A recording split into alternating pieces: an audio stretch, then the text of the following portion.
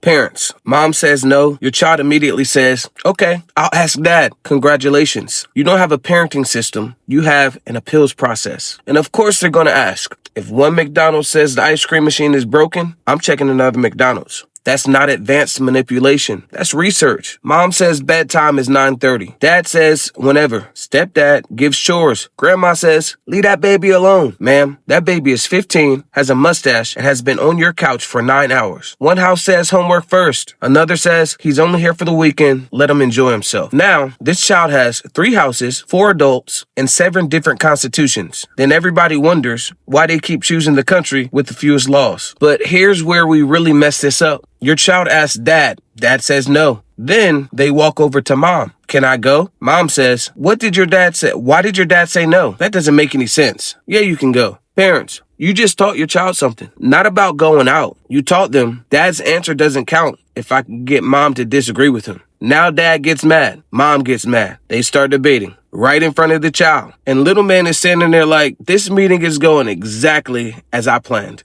Don't do that. For ordinary parenting decisions, if the other parent already gave an answer, support the answer in front of the child. What did your mom say? She said no. Then the answer is no. And later, behind closed doors, hey, I disagree with how we handled that. Can we talk about it? That's where adults get on the same page, not in front of the child. Your child should not be sitting courtside watching the parenting championship debate, because every time you undermine each other, you weaken both of you. And eventually, the child starts to learn. I don't have to respect the boundary. I just have to divide the adults. Jesus said in Mark 3:25, if a house is divided against itself, that house cannot stand. That principle matters in parenting too. You don't have to agree on everything, but your child should not be able to build a highway through your disagreement. And here's another uncomfortable part. Sometimes what we call disrespect is behavior we help train. At 8, we laughed when they ignored bedtime. At 10, responsibilities were optional. At 12, every no became a negotiation. Now they're 16 with a stronger voice. And suddenly, where did this attitude come from? Sometimes what looks like rebellion today is yesterday's inconsistency with the driver's permit. Kids need a voice. They need increasing freedom. They need room to grow. But freedom without consistent boundaries doesn't teach maturity. It teaches keep asking until somebody says yes. And stop talking badly about the other parent to the child. Your dad is too strict. Your mom lets you do whatever. Your stepdad thinks he runs everything. Now the child isn't just navigating rules. They're navigating adult drama. Also, please stop. Tell your father I said, no, you have his number. Use those thumbs. Adults talk to adults. Every house doesn't have to be identical, but whenever it's safe and possible,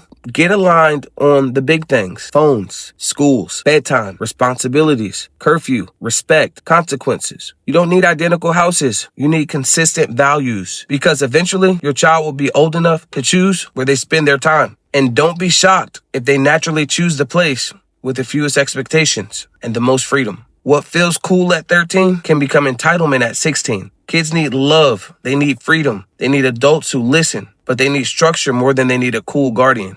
So stop competing to be the favorite. Stop correcting each other in front of the child. Stand together in the moment. Talk privately afterwards and get on the same page. Because if the adults keep changing the rules, we can't blame the child for learning how to play the game.